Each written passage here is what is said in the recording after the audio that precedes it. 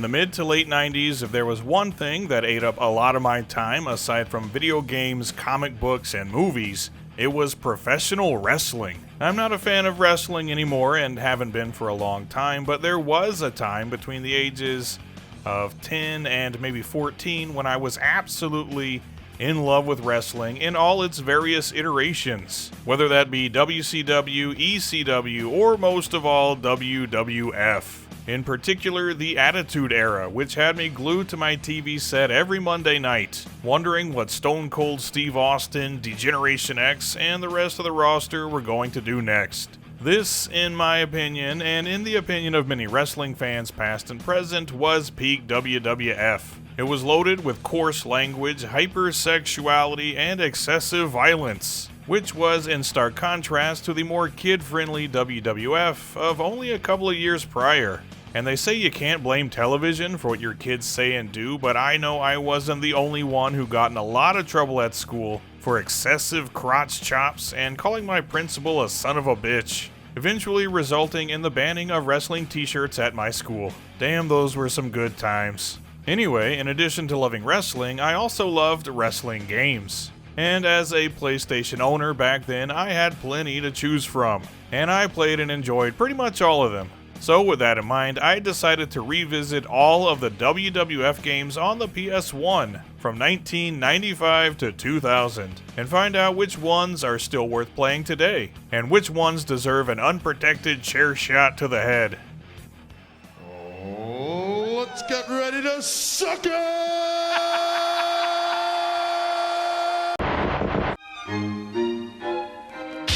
Grueling title bouts and punishing two-player matches. WWF WrestleMania, the arcade game. No pain, no game. Let's get started with not only the first WWF game to appear on the console, but one of the first games on the console, period. And that's WWF WrestleMania, the arcade game, which was released in October of 1995 in North America, only about a month after the launch of the PlayStation, putting it in the company of games like Battle Arena Toshinden, Loaded, and Twisted Metal. The original arcade version was developed by Midway, with a console port being handled by Sculptured Software aka Iguana Entertainment, and published by Acclaim. And the simplest way to describe it is that it's essentially the NBA Jam of wrestling games, giving you control of 8 of the WWF's biggest stars from the time. Or 7 stars, and Doink the Clown. And playing like an over-exaggerated, super-powered version of the real thing, and featuring digitized graphics not unlike Mortal Kombat. In fact, many of the special attacks also have an almost Mortal Kombat style flair to them. The basic gist of the gameplay is that you have 2 punch and 2 kick buttons plus a block and a run button. And by using them in concert with each other or performing special button commands, you can pull off some devastating special moves and insane combos, making this much more of a fighting game than it is an actual wrestling game, which probably disappointed some wrestling fans back in the day who maybe wanted something a little closer to the classic WrestleFest, or maybe something in line with the Fire Pro games that were starting to gain some momentum. But the fast-paced and mostly cartoonish action definitely set this game apart from any other wrestling games that were available at the time. Each of the game's 8 playable characters has a variety of special attacks that are in line with their personas. So for example, The Undertaker can hit you with a literal tombstone, Razor Ramon's arm turns into an actual razor to slash at opponents, and Doink has both a giant mallet and an electric buzzer to put the hurt on you with. It's definitely silly, but also pretty funny to see such a literal interpretation of some of wrestling's more exaggerated characters. And when they take damage, different icons come flying out of them, like hearts, razors, bats, and various kinds of food from Yokozuna. Because, you know, He's fat! You can also perform some pretty insane combos that are all initiated by tying up with your opponent, and then hitting specific button commands, and some of them are pretty elaborate. But if you can successfully pull them off, you'll peel away most of your opponent's health in no time. If that's not enough, get them with the 24 hit combo. Hit power punch, punch, kick, power kick, power punch. And once their health is drained, you can pin them for the win. The basic gameplay of WrestleMania is pretty fun and easy to get the hang of. But one of the issues with this console port is that there's really not much to do aside from playing through the standard arcade mode, which comes in two varieties, Intercontinental and World Championship modes, with the former being the easier of the two. First, you play through a series of 1-on-1 matches, followed by some 2-on-1 matches, and finally 3-on-1, and these can get pretty damn difficult. And by the end of it, I was mashing buttons like mad, just trying my best to survive. And once you finish the arcade mode, congratulations! You can now play through it all over again. Or if you've got a friend handy, you can play some versus matches. But really, this is a game that, despite being pretty fun in short bursts, doesn't have much to offer in the long run, making it a solid arcade game, but not a great choice for the home market. Also, while the visuals are decent, they're definitely not as good as the arcade original, and something weird, this version of the game doesn't feature any music during the actual gameplay, only on menu screens and the character select, which I really don't understand as the music in the arcade game is pretty good. And even the 16-bit ports for the SNES and Genesis respectively featured music all throughout the game. You still get all of the commentary from Vince McMahon and Jerry the King Lawler, but not having any music to play to really hurts this port. And you can just ask the Hitman how important good sound design is to crafting a decent game. Good sound is key to a great game. So while a good bit of fun, WrestleMania the arcade game on the PS1 is not a suitable replacement for the arcade original, and is a very bare bones port. It's not bad, but it could have been a lot better. What came next though is a perfect example of devs taking what worked about a game, and pushing it to new heights of absolute nonsense. And all you people out there, yes, you public people out there, we issue you a challenge. Anyone that can beat us in this beautiful game. Sorry, Banzai! He's fat!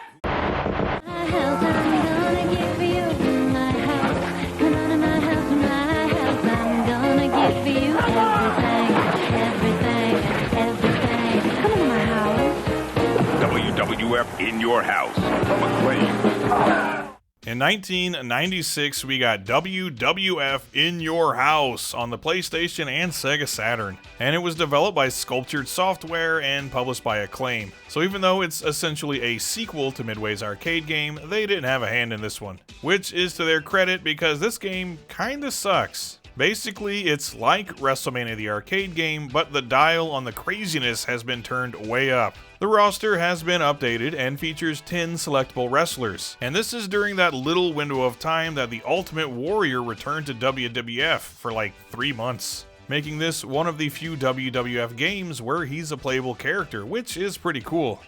The core gameplay of In Your House remains more or less the same as the arcade game, including basic punches, kicks, run and block buttons, and a bunch of special attacks for each wrestler, which in this case are even more exaggerated than in the previous game. Also, you can once again perform some pretty insane combos by first grabbing onto the other wrestler and inputting a button sequence. And this game also introduces fatalities of a sort, in the form of pins that literally annihilate your opponent, whether that be dropping a giant object on them or, in the Ultimate Warrior's case, electrocuting them to death. Which, okay.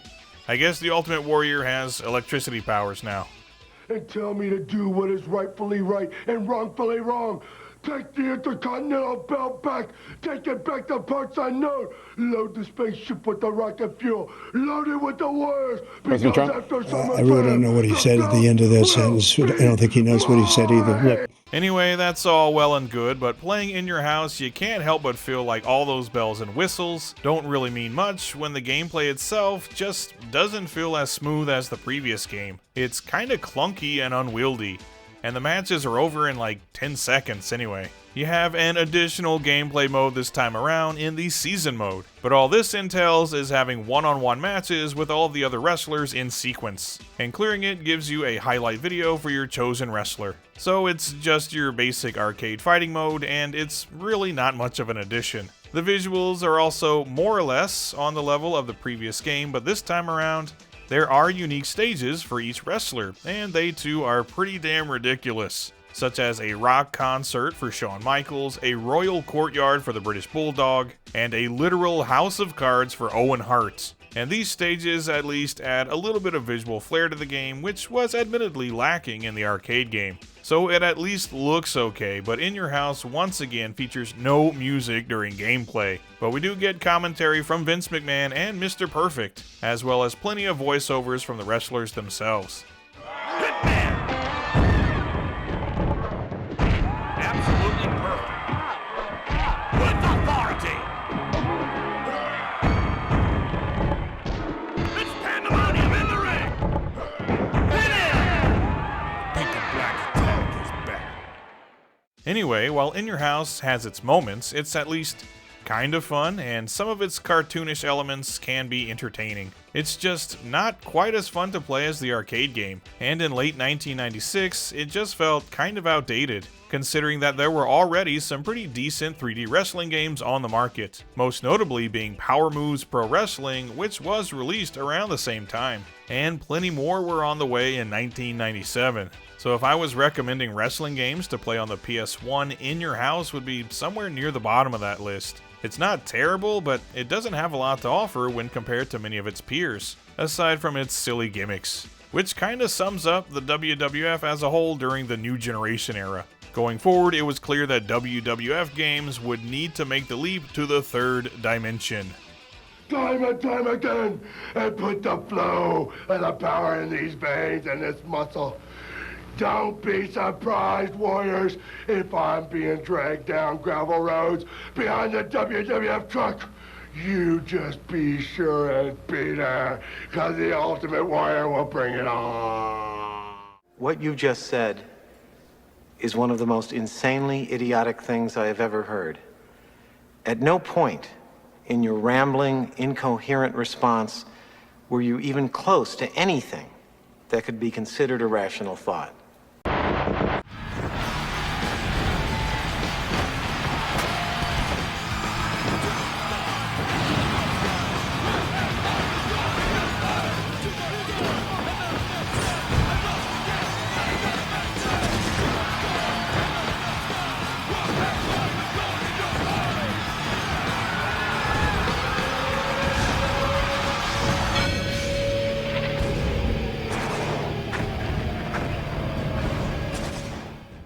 In the summer of 1998, we got WWF Warzone, which was once again published by Acclaim and developed by Iguana West, which is actually just sculptured software under a different name, meaning that this one developer worked on almost every WWF game that was released in the 90s. And how did they do with their first outing with a 3D wrestling game?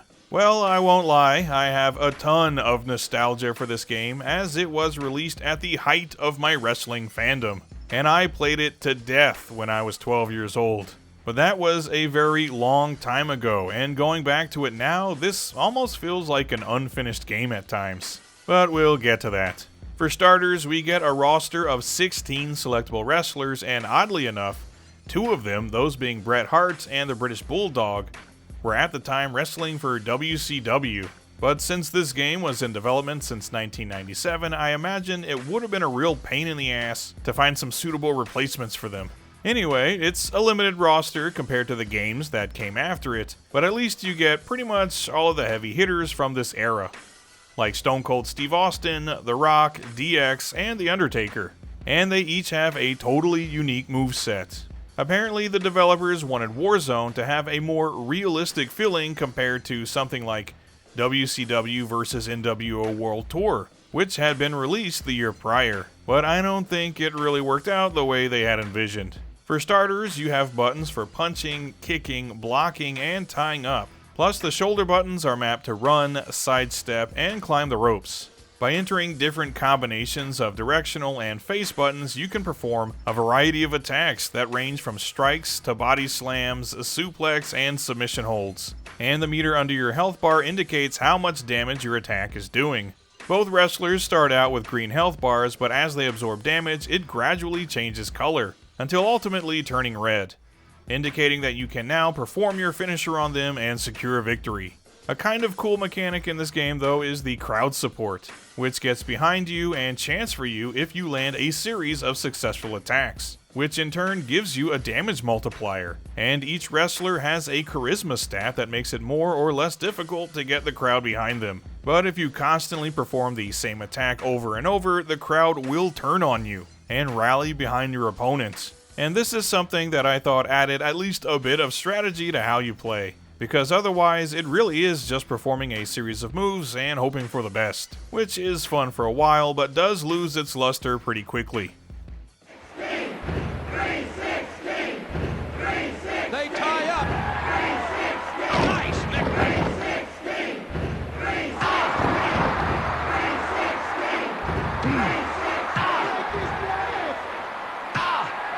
There they go. He's out cold with a stone cold stunner. Weinhart is out cold.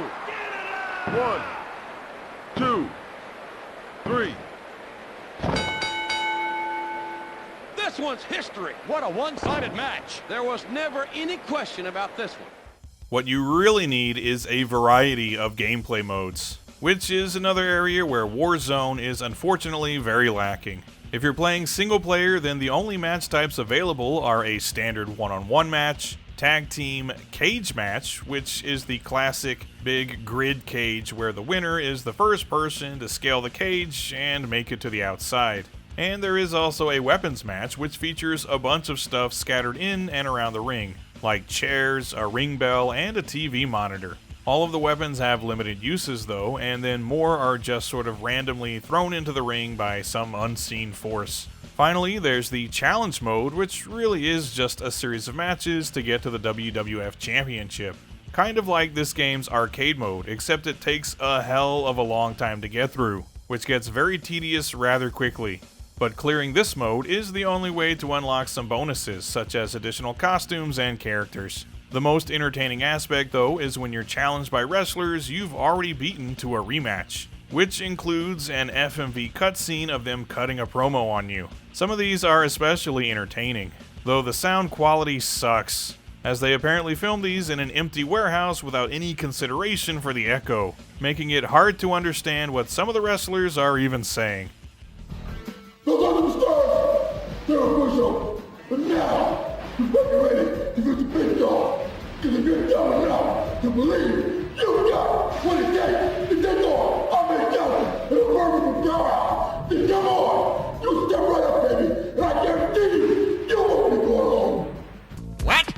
Anyway, there are some other match types like Triple Threat, 4-Man Battle Royal, and Tornado Tag. But those are only available if you're playing with 3 or 4 players, which really sucks, as even when you're playing alone, Triple Threat and Battle Royal can still be really fun. But overall, while the gameplay here can still be a decent bit of fun, and each wrestler does have a huge moveset, the lack of polish and especially the lack of variety have this one getting boring pretty quickly, which really illustrates how much easier I was to please when I was 12 years old, because I was absolutely glued to this game for at least several months. The only other thing of note is that this is the first WWF game to include a creator-wrestler mode, which is pretty cool, but it's also very basic. So if you're thinking you could create some wrestlers not included on the roster here, that's not really possible. If you just want to create some ridiculous looking joke wrestlers though, then Warzone has got you covered there. Gameplay aside, the visuals are pretty decent for the time, utilizing motion capture for all of the wrestlers' movements, and at least trying to make the arenas look somewhat like their real-life counterparts, but they're definitely lacking in the detail department. Very bland indeed.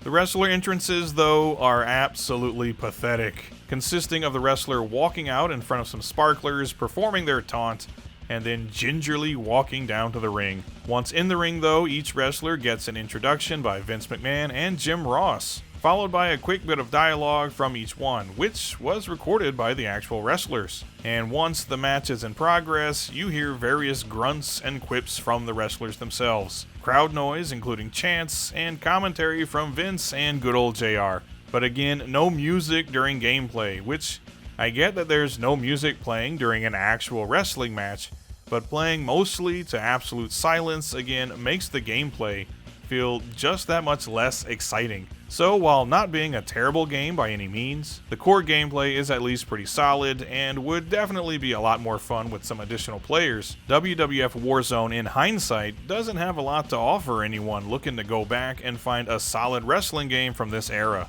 It just doesn't feature enough content to make it worth playing for more than a few hours or so. In fact, it feels more like a prototype than a fully finished product, especially when compared to what came only a year later. But you don't suck because these people say you suck. You suck because Stone Cold said so. And that's the bottom line.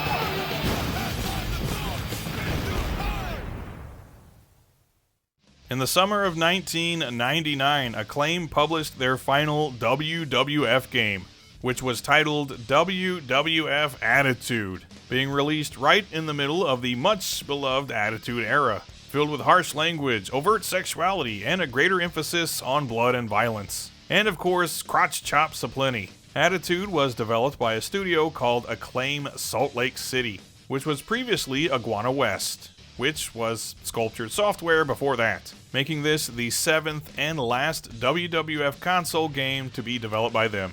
And when I said that Warzone felt like a prototype compared to this, that's 100% accurate, as Attitude features the same basic gameplay and graphics, but features a much bigger roster, way more match types, and entrances for the wrestlers that at least somewhat resemble their real-life counterparts. There's even a bigger variety of arenas to wrestle in, including the various pay-per-views. And in addition to the returning Create a Wrestler mode, which is more fleshed out than its previous iteration, there's also a Create a Pay-per-view mode where you not only select all of the various matches and name the event, but you also choose the look of the arena, up to and including the lighting, which is pretty cool. So right off the bat, there's way more content to enjoy in this game than there was in Warzone. As far as the basic gameplay is concerned, not much has changed in terms of the controls. You still input various button combinations to pull off different attacks, but this time around, since the roster has roughly doubled in size, there are certain basic moves that are universal across all of the playable wrestlers, and a more limited assortment of attacks unique to each one.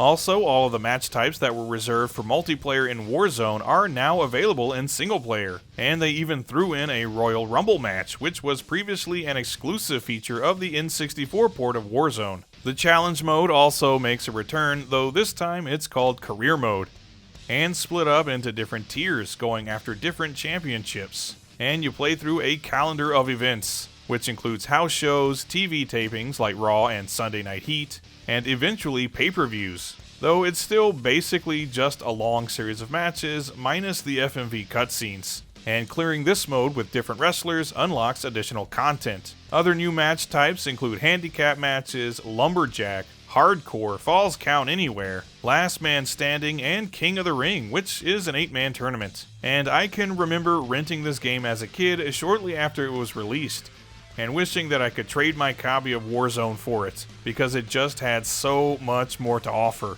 Even playing it now, I was having a pretty good time with it, because as I said, the core gameplay of Warzone wasn't really its biggest issue. It was the lack of variety to the gameplay that really hurt it, which was corrected with this release. On the other hand, it's not much of an improvement graphically, though still not a bad looking game for its day, but the audio during gameplay once again kind of hurts the experience, being devoid of music and instead featuring commentary from Shane McMahon and Jerry the King Lawler, along with the crowd noise and various grunts and quips from the wrestlers themselves.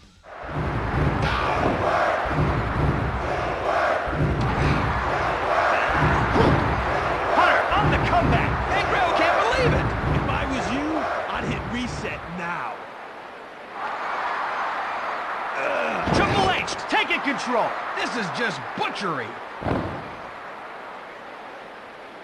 1, 2, 3. Anyway, Attitude did what a good sequel should do, and took what worked about its predecessor and expanded on it in pretty much every way, to the point that it makes Warzone feel totally obsolete. If you were only going to play one of the acclaimed WWF games on the PS1, I'd make it this one. But of course, shortly after this game was released, WWF cut ties with Acclaim, and instead signed an agreement with THQ to produce a whole new line of WWF games. And they were indeed some real game changers. We're trying to make the world a better place for mankind. WWF Attitude. Get it? Shine this up real nice, jabroni. And I know just where to stick it, Rod. What's your name? It doesn't matter what my name is. The Rock smells what you're cooking. Pancakes, Brock! Pancakes! Lay the Smackdown in the kitchen, the loading dock, even the boiler room. Plus storylines and special guest referees. Everything inside the ring and almost anything out. WWF Smackdown. Rated T for teen, jabroni. Finally, The Rock has come back to PlayStation.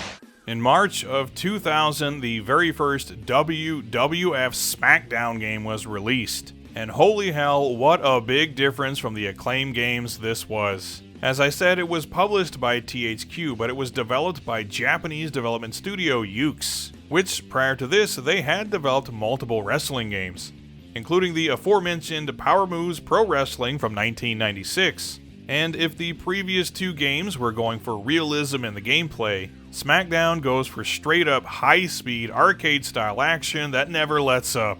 The controls have been simplified to the point that pretty much anyone can join a game and start having fun immediately. You have buttons assigned to striking and grappling, as well as countering, running, taunting, climbing the ropes and other objects, and a button assigned to performing your finisher. When you initiate a grapple, the move you perform changes depending on what directional button you press and where you're positioned in relation to your opponent. So if you're in front of them, behind them, or to the side, grappling a downed opponent or an opponent running at you, you always have a variety of moves at your disposal. And it's as simple as pressing a directional button and the grapple button simultaneously. And since this control scheme applies to everyone, there's no need to learn a long list of button combinations like in the previous two games. Once you learn the basics, you're ready to kick some ass with any wrestler on the roster.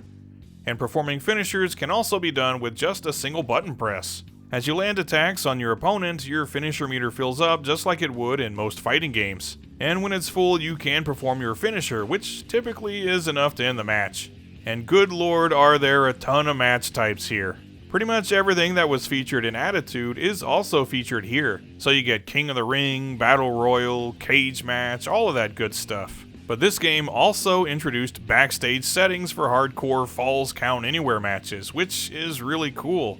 And they even threw in the I Quit match, where you have to grab the microphone and make your opponent submit. Also, another very entertaining addition is the special referee match, where the player can take on the role of the ref and officiate how they see fit, which usually means screwing somebody over in hilarious fashion. So when it comes to match types, SmackDown has something for everyone. And with a roster of 36 playable characters, whoever your favorite WWF wrestler was in late 1999 or early 2000 is almost certainly included.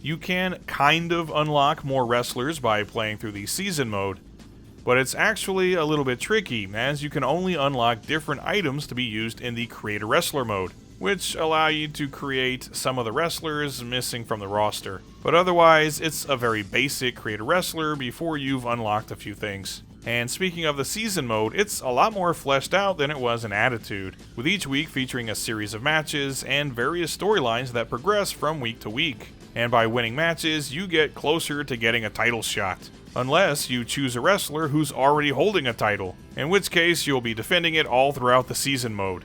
And if you lose it, you'll be on the hunt for it again. If you're using a created wrestler though, you'll have to start in the pre-season mode to build up their stats and get some wins under their belt. And after clearing pre-season, you can then take them into the proper season mode. So in terms of just the sheer amount of stuff to do, Smackdown already knocks it out of the park.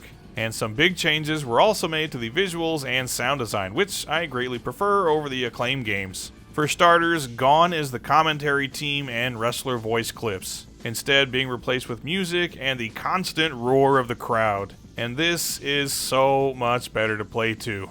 The music is kind of generic sounding rock and heavy metal, but it does a lot to make the matches feel more exciting. And the visuals have gotten a nice boost too, mainly just being a much more colorful and detailed game than its predecessors. And the camera angles will change throughout the course of a match when hitting especially devastating moves, which really enhances the visual flair of Smackdown. Each wrestler also gets an entrance, which consists of them just walking to the ring in front of their Titantron video while their theme music plays, which isn't anything mind-blowing, mind you. But when compared to something like WWF Warzone, it's absolutely stunning. The entrances would get more true to life in the 6th gen era, but for what they are, these entrances are fine. You get all of the various different arenas and venues to play in, and the create a pay-per-view feature even makes a comeback. So in pretty much every way possible, the first Smackdown game was a huge improvement over what came before, with better visuals and sound, much faster and more exciting gameplay, and a truckload of different match options. In short, this game was awesome, and I was certain at the time that it couldn't be topped by any other wrestling game. But then only 9 months later... Your Olympic hero has arrived. It's true. Hey, think die, kid. You people have to be honored to have a man of intensity, integrity, and intelligence among you.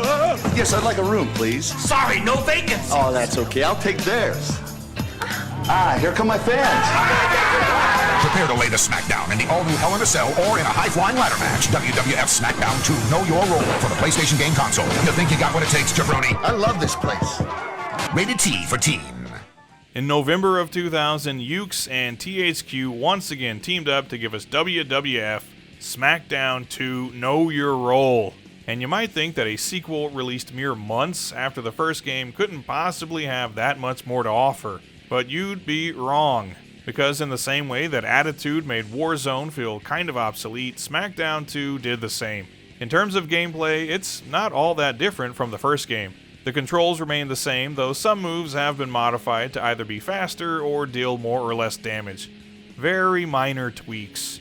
But essentially, if you'd played the first game, then you're all set to play this one. Though even if you hadn't, the control scheme is so simple that again, pretty much anyone can pick it up and start having fun with it immediately. The roster, on the other hand, has been greatly expanded and updated, starting you off with about 40 playable wrestlers, but after unlocking everyone, the selection tops out at 66 characters, which was just an absurd number at the time. Though some of the characters you have to unlock are a bit baffling. Stone Cold Steve Austin, for example, who you'd think would be playable right away, considering he was one of the most popular wrestlers in the world at the time. But all of these wrestlers can be unlocked during the season mode, so no more having to create them from scratch. Though the Creator Wrestler mode is back and more fleshed out than ever, along with some other new creator modes where you can actually create your own stables, managers, and even referees, which is kind of overkill, but still a pretty cool inclusion. Also, all of the match types have been carried over from the previous game, but even more have been added. First up, ladder matches finally make an appearance, which are a ton of fun, and it actually is pretty tricky to grab that damn belt as it swings around. There's also Hell in a Cell matches, which are pretty cool. You can exit the cage and climb to the top to throw your opponent either through the roof or off the side, which is always good for a laugh. The most ridiculous addition, though, is the casket match, which are pretty cool on TV, but here you can actually pick up the casket and swing it at your opponent, or even throw it at them, which is something they definitely couldn't do on TV. And ultimately, you throw your opponent into it and stomp the hell out of them until the lid closes. Good stuff.